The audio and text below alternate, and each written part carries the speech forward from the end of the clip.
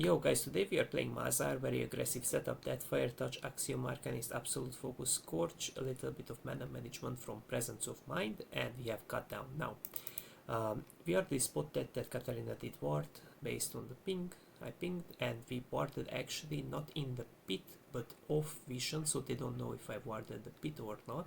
And this is really interesting because Belvet could level 1 steal it, but she could also level 2 steal it. She can also level 2 steal the raptors and mess with my ambassador, right?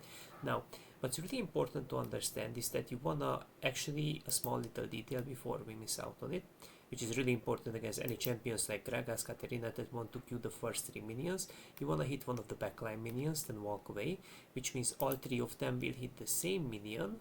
In here it seems like it's actually bugged and it's not happening, but normally it should. And then they cannot get a clean queue off. Now it seems like 2 of them are hitting a different minion, but it still worked. And what's really important that she doesn't get a clean queue off, so she doesn't get all of the minions with one single queue. That's why you wanna kind of like slowly last it. And for now we are observing if Belvet is invading or not, and we are pressuring Katarina with T. By the way, this E does like 120, 30 something damage, so it's pretty nice if they don't have the shield. Your pokes are really good. And we also want to observe this ward. Up, she's invading. Right now what do? We leave the wave as it is. That's totally fine, we can queue it, and the wave will be white. She will be stuck on the wave. We want to observe if she's fully rotating or not, but it does seem like she is stuck on the wave, so there is no reason to turn back. And now what you want to do is just to turbo pressure her, so she's getting the reps. She's getting the reps. You can even take it away with Q, because for now she doesn't even have smite. But what's very interesting that I'm gonna do here is that I will actually just wait, Q, Ambessa flashes for it. I think I could make you a little earlier. I tried to predict her flash, but she's dead anyways. That was a slight misplay on my part. I could bank you when try to kill the reps, but this is still worked out. And now we are slowly pushing. We are dominant currently, so it means that if this guy is forcing into us, we have many minions on our side, so we cannot brute force, which is seem to be a good thing. But yes, of course, she's really strong at like beating you at level 3, so you got to be a bit more cautious. But because she had no E, I was able to step up, use E on her without her being able to pressure me. Obviously if she has E up, we got to be more careful at level 3. You only want to use your W once she gave up her W as well, otherwise it clears your W too early, so you don't get any DPS value. So timing your W after her AoE abilities is really important. In fact, as you guys notice, she gave up all of her things, right? And only now I'm summoning my W, because not only that they would not deal damage, but you would also give cold to her, so you don't want to use it in a counterproductive manner, if it makes sense. She does dash out. I could have possibly predicted with my Q, so that was on me actually, which would actually give a nice value. Yeah, I think it maybe even kills actually. Possibly it would kill, but we still get the flash basic E on her. That fire touch keeps ticking, and she does die there. Now what's really interesting is that, okay, we got this nice kill. It was flash for flash, so it's a decent value. And what's interesting is that you can actually just full send it and one basic into the tower, and we just spawn the voidlings. Right now we don't have to hit the whole thing, because guess what, we used our W, we did hit it, and the minions gonna just finish off that single plate, and you get a faster recall. So this is how you cheat out a faster recall, which is super nice. Now let's go back to normal speed. You always want to ping when your opponent is missing, so you can kind of like try to cut her. I should have basically attack the cannon, but oh well. And she's back here. Right now we're trying to hit some Qs, but you got to be more careful with spamming Qs, because this is a low high damage, but you don't have the same amount of mana management, if it makes sense. Even now as components, just so I can show it, I went full damage, Fated Ashes, Dark Seal, so you can stack AP, so it's really high damage build, which means you got to manage your mana correctly as well. If you don't manage it well, then it could go wrong, so just saying, keep that in mind. And as much as possible, we are walking up and trying to pressure them in some way. This was a bad fight because I wasn't 6 yet, so that was like the main concern here. I missed my Q, and this could get awkward really quickly, so until I'm not 6, the problem is she soaked XP, and I didn't get my 6 here. I didn't get my 6 here in time, but if I had aura, bro, I think if I skilled my aura a bit faster, she would actually die here. That was a bit of a misplay on my part actually. My E resets and she dies here. I just didn't press R in time before she dashed out. I should have just RR really quickly. But Renekton still picks CR up, so that still seemed to be a good thing. It's kind of annoying to see this small little thing here, so I just remove that. And for now, we are again shoving in the wave. She's again, we are in position to go for a good recast soon, but mainly we are fishing for some pressure on her tower. She's not level 6 yet, so she's not really concerning. I do use my R, but I messed up one single step, guys. What's that single step? I didn't use my W before Ring, and that would be really important because look, I even got stacks for my R, so that was a huge misplay actually. So see, I even eat her, I would get 3 of these off, not only one. They deal 50 damage each, right? And that big misplay actually, this allowed me.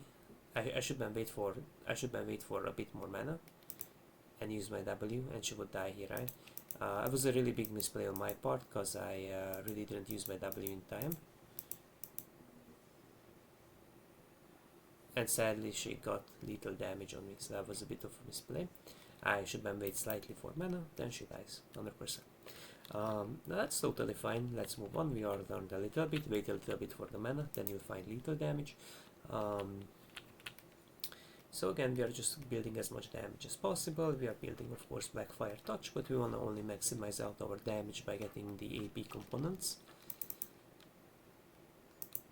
Because once you pin down someone, you want to push out as much damage as possible, if it makes sense. And we are going for a nice control ward here. This nice control ward helps a lot into, well, Medio will not really roam towards me, but it really spots the Belvet once he's finishing the reps, you know.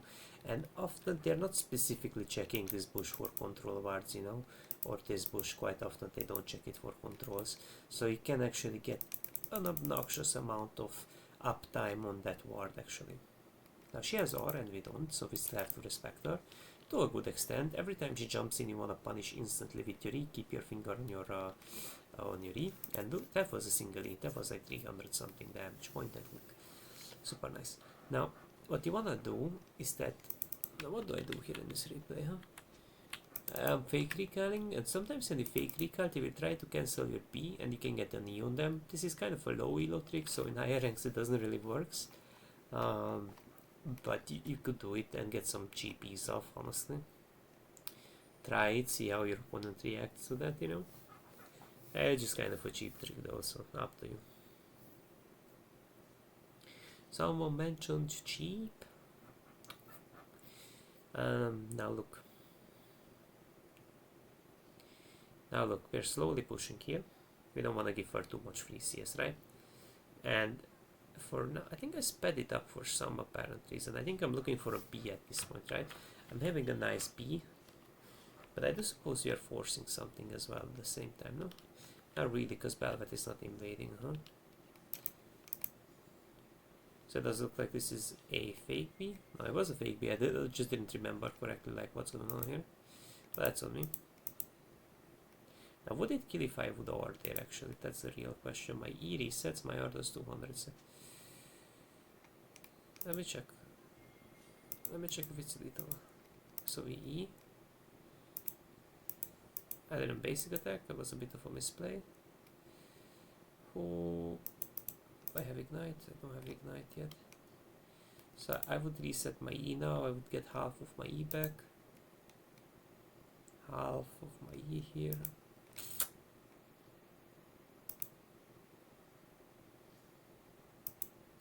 Still have to do a good amount of damage. I think it just wouldn't be lethal and she just jumps away. It's just I have Axiom Arcanist and I have like obnoxious amount of damage, but I don't see that being lethal. No, it's not lethal. As much as I'm eye checking it, there's no mad done. I'm just kind of looking at the number, going for some good assumptions.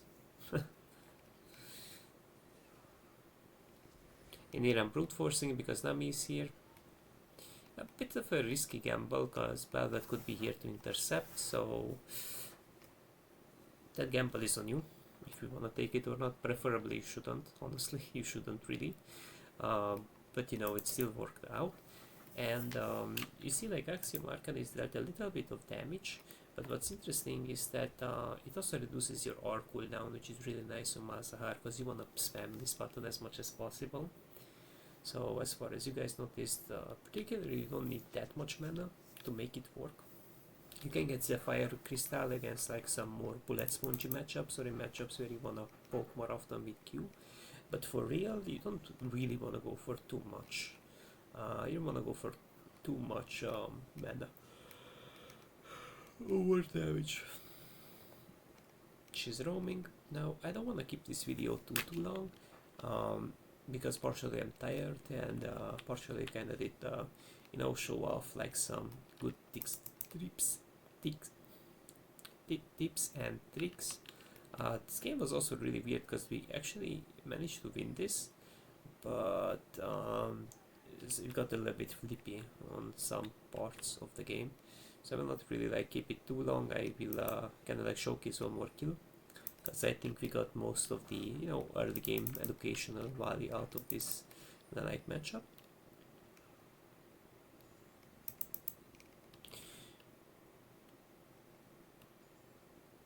I just jump to the next kill, right? The next time we kill Katarina.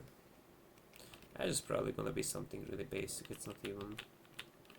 She got poked down, then she got Orn, huh? I eat and I probably, yep, I just go in. I just full send it, no? I didn't thought that was a big misplay on my part. But I think that no, the E is not killing. There's no way.